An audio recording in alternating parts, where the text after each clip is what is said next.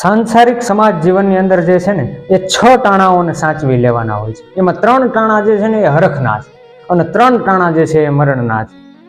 એ 6 ટાણાઓને સાચવી લેવાના હોય તો એ 6 ટાણાઓ ક્યાં ક્યાં છે એના 2 દુહા સાક્ષી પૂરે છે.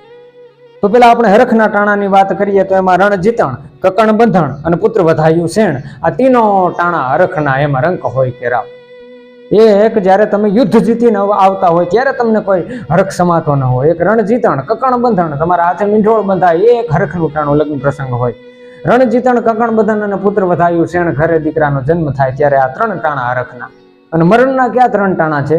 તો એ 3 ટાણા એ છે કે ધર જાતા, ધર્મ પલટતા અને એક સ્ત્રીયા પરણતા તાવ, આ તીનો ટાણા મરણના, એમાં કોણ રંક ને કોણ રાવ.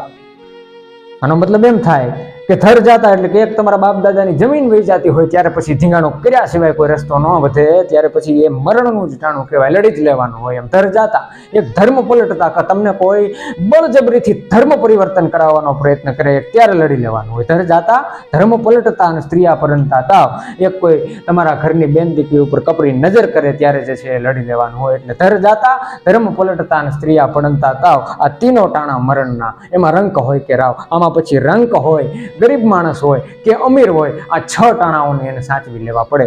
એ આ સાંસારિક સમાજ જીવનનો જે છે એ આ દુહાઓ સાક્ષી પૂરે છે, નિયમ છે. ધન્યવાદ. રામ રામ.